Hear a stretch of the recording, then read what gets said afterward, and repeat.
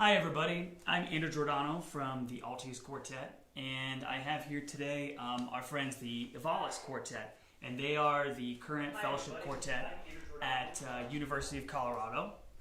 And it's really fun having them here today because actually Altius Quartet was the fellowship quartet at CU from 2014 through 2017.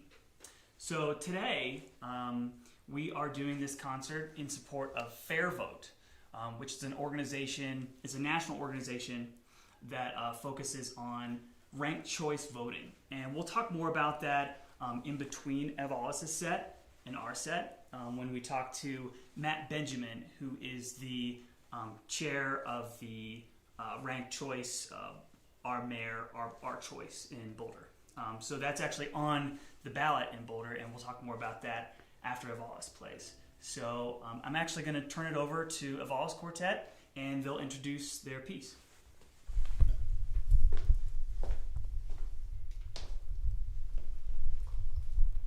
Thank you all so much for tuning in. We are the Ivalas Quartet, and we are so thrilled to be able to be here collaborating on a project with the Altius Quartet, which we've been wanting to do since we got here. So we feel very lucky and grateful to be here tonight to be able to perform for a cause that we care very deeply about.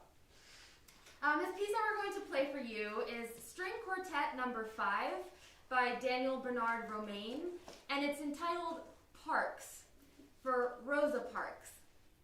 Obviously, Rosa Parks is a woman that needs no introduction. She very famously did not give up her seat on a bus to a white man in 1955. And she was arrested and found guilty of violating the segregation laws at the time. Now the first movement, we're going to play the first two movements of this piece. The first movement is entitled, I Made Up My Mind Not to Move. And I think you're really going to hear that stubbornness and that determination and that defiance in the face of injustice throughout this first movement. And the second movement is entitled, Clap Your Hands. And for us, this is a celebration of that resilience, a celebration of Black determination, a celebration of the fact that no matter what Black people have been put through in this country, they have continued to create art, they have continued to create music, and they have continued to not allow themselves to be silenced in the face of injustice. And Rosa Parks continues to be an inspiration to us today in our modern times. This quartet was written in 2005, the year Rosa Parks died, dedicated to her memory and to courageous women everywhere. So thank you so much. We hope you enjoy String Quartet Number 5. And please vote. We can't afford 4 more years. Thank you.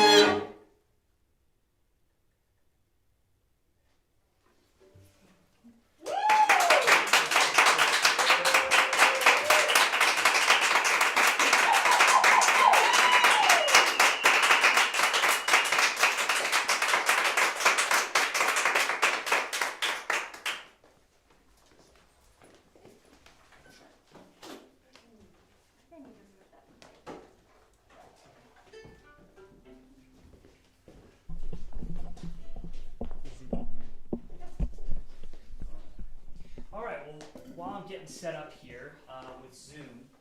I just wanted to, well, first of all, that was pretty amazing. We were over here. You guys can't see us, but we are actually over, like, kind of behind the camera, all sitting, and yeah, and the wings kind of, and we were really getting into it. Like, we were clapping along as well. So, yeah. So I'm about to be speaking with Matt Benjamin, who is the chair of the sponsor of the Our Mayor, Our Choice, which is on actually the Boulder County's ballot. And before I speak with him, I did want to mention that half of all proceeds from this concert are going to an organization called Fair Vote, which promotes ranked choice voting. So please, if you're able, please donate, because this is a really good cause.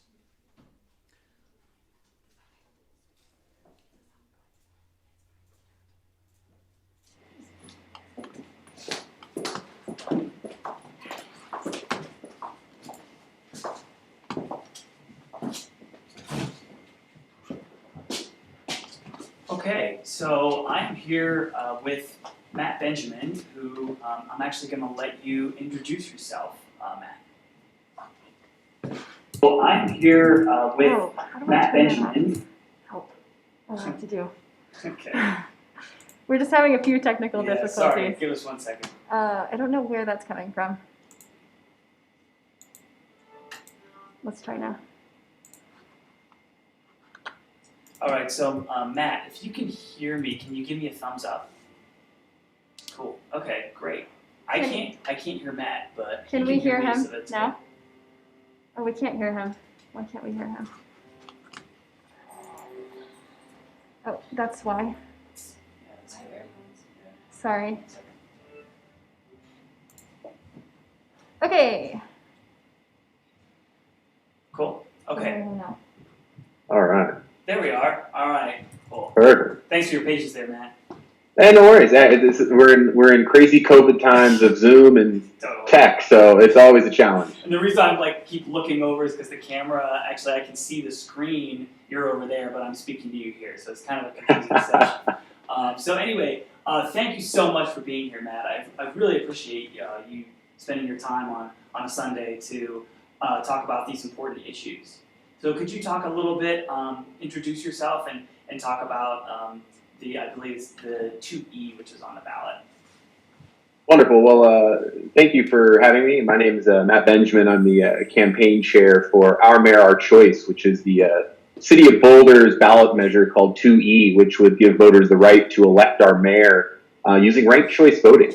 And really cool to see how we intertwine music, performance art with advocacy. And in these days, in this times, it's great to see all fronts and all ways in which we reach people to get the word out, get people to vote. So really appreciate your efforts in making this happen. It's really important in this day and age. So thank you. Absolutely, yeah, we're happy to do it. We that's what we're all about in Altius Quartet, to bring social awareness to different social issues. So yeah, could you talk a little bit more about what exactly ranked choice voting is? So I mean, to cover a little bit about the initiative and where ranked choice fits in, Boulder is the largest city in Colorado that does not elect its own mayor.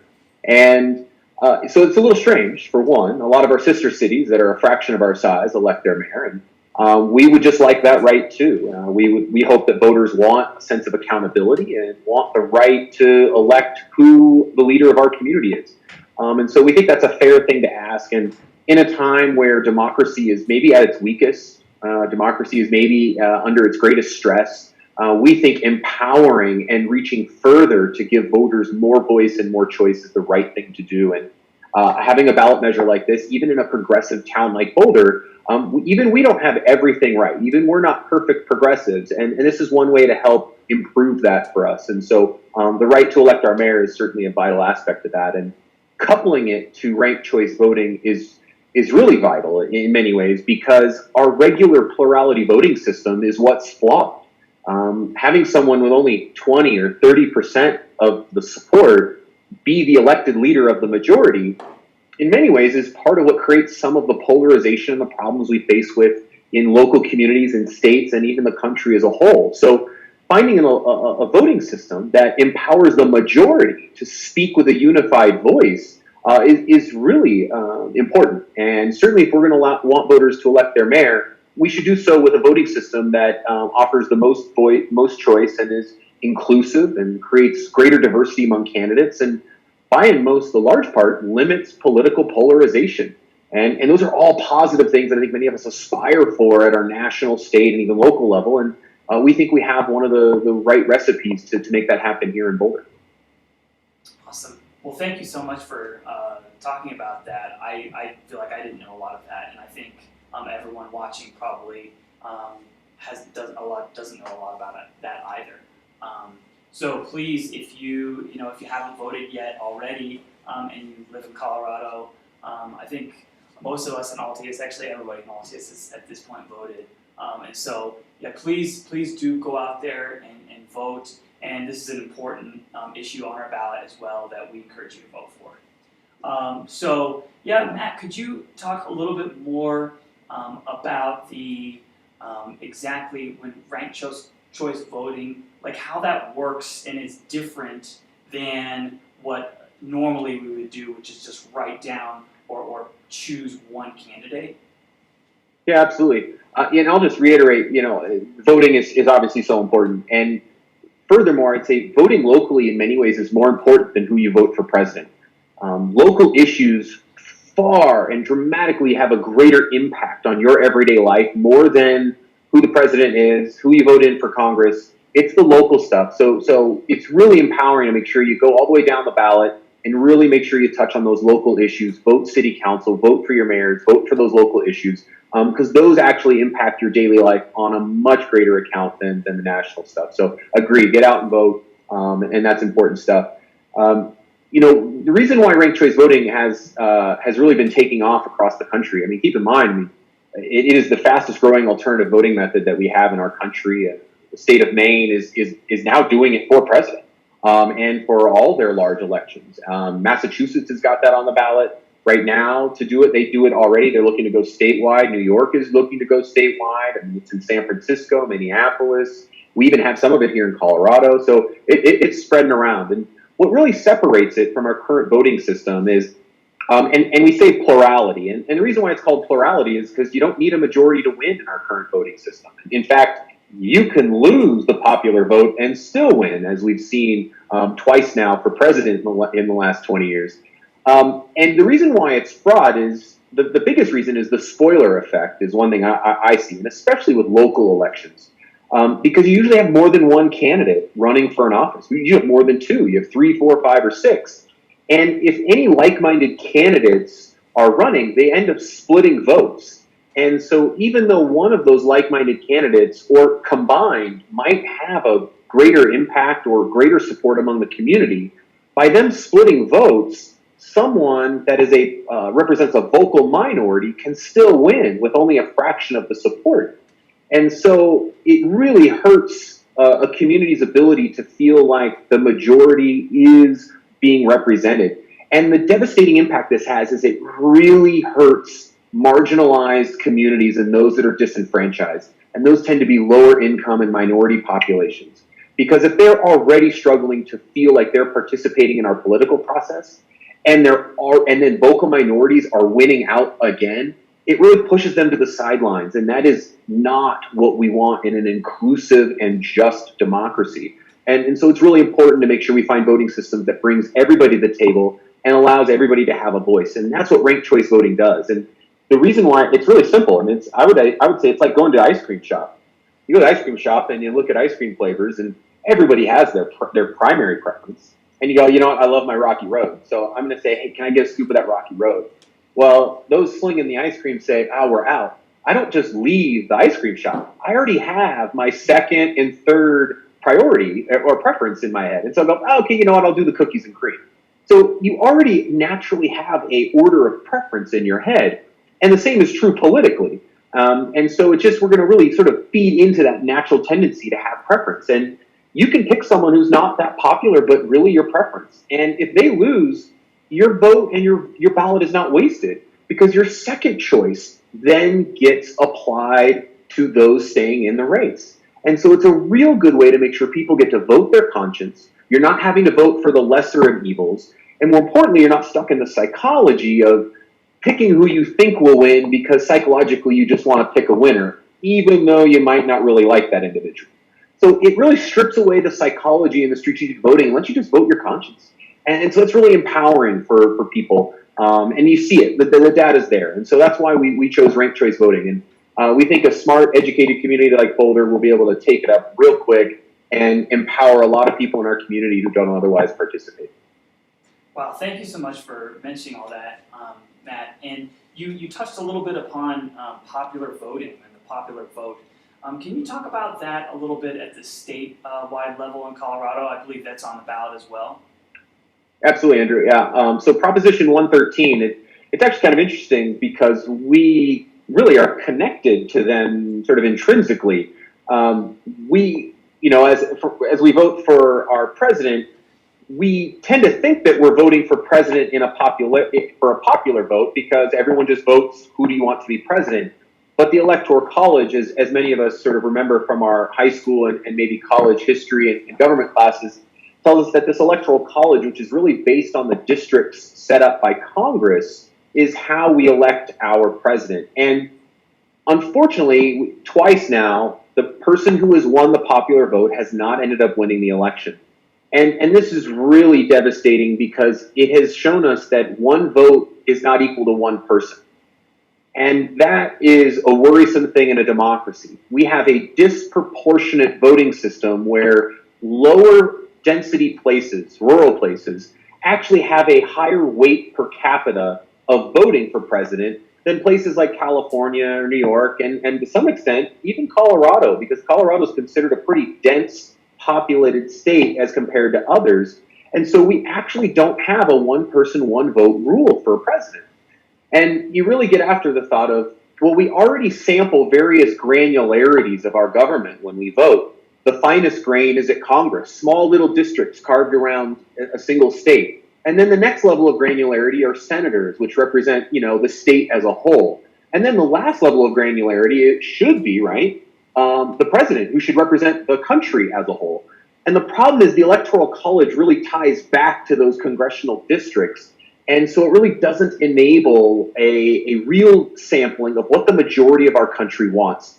We're polarized enough as it is, right? And so to find and understand what are the issues a majority of this country really cares about, the best way to do that is to empower the majority to elect our leader to do so. And that's really what Proposition 113 does, is the state legislature already approved it, and this is a way for voters to just reaffirm what our legislature already made a choice to do on our behalf. So we should just, my personal preference, and I think, and what I've helped people try to understand is this is a good way to make sure that we get to vote who we want to vote, and one person, one vote counts for that office. And the small scale stuff is done at Congress and the Senate.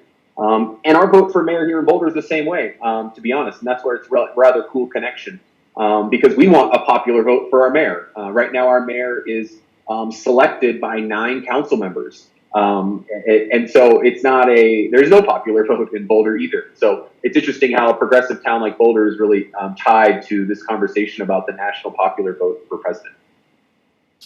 Great. Well, Matt, thank you so much for all that insight. I feel like our viewers and I just learned a lot about the process and about the issues that are on the ballot this election season. And so I really want to thank you, Matt, for your time. And everyone, please get out there and vote. Obviously, in Colorado, it's very easy to vote and very easy to vote by mail or drop your ballot in a ballot box. So please vote. And thank you so much again, Matt, for your time. Thank you, Andrew, and thanks for this wonderful music. It's great, and especially for us in Boulder, we're dealing with wildfires and regular COVID. This is music that soothes the soul. So thank you guys for providing that platform and an opportunity for us to just distract ourselves with the music that you bring. So thank you for doing that. Thank you so much, Matt. Take care. Thank you. Thank you.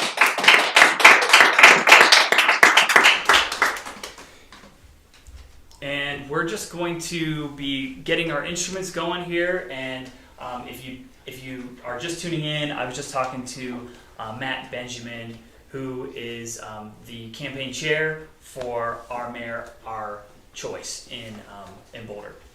So if you haven't already, please donate if you're able to. Half of all the proceeds from this concert today are going to Fair Vote, which is an organization that encourages ranked choice voting. So thank you once again, everyone, for being here today. And we're just going to grab our instruments and we'll start our set.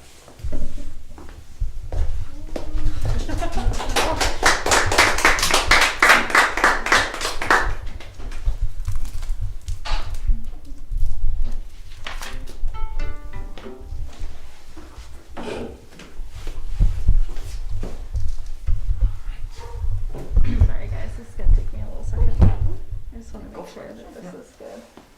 And have it here. I want to move that stool. Thanks. All right, everyone. Well, thank you so much again for tuning in. I think this is a really cool day for all of us, and we're really grateful to every single one of you for taking a listen on your Sunday. So we're going to close out the program today with a set of 3 works. The first 2 are a set of somewhat different but also somewhat similar pieces. We're going to begin with the first movement of a Mozart quartet. It's the second to the last quartet he wrote. In this movement, actually, I recently joined the quartet, and this was part of my audition. So a lot of mixed feelings for me. Fun memories. But it's, yes, it's a beautiful movement, and we think it really pairs well with the second piece that we'll be playing, which is the third movement from Florence Price's second string quartet. Florence Price was born in 1887 in Little Rock, Arkansas. She had an incredibly successful career. She actually went to the New England Conservatory for dual piano and organ, which I think is something that still is incredibly impressive to this day. She, of course, composed a large body of works, and we're really excited to be working on this piece. We're going to be performing the whole thing later this season, so we'll hope you join us for that. And I think we're going to just do a quick tune, and then we'll get to it.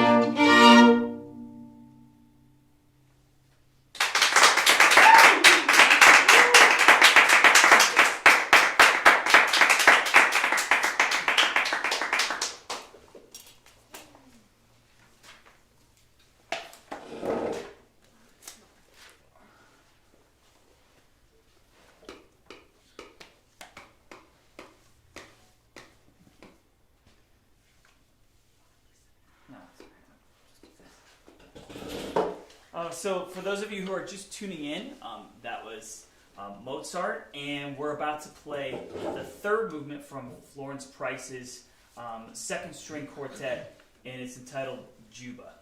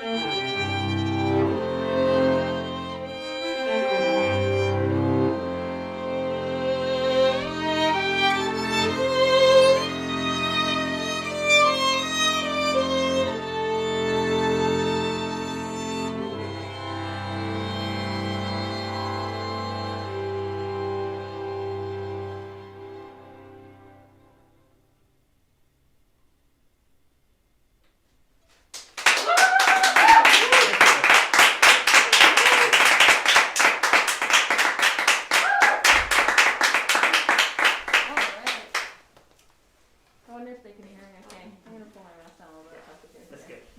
That's good. The last piece we're playing for you is the Abbey Road medley from the B-side of the Abbey Road album.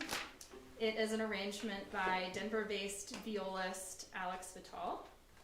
It's got some fun tunes that some of you might recognize. The best part about playing this piece is the extended techniques that we use on our instruments to create a percussive sound.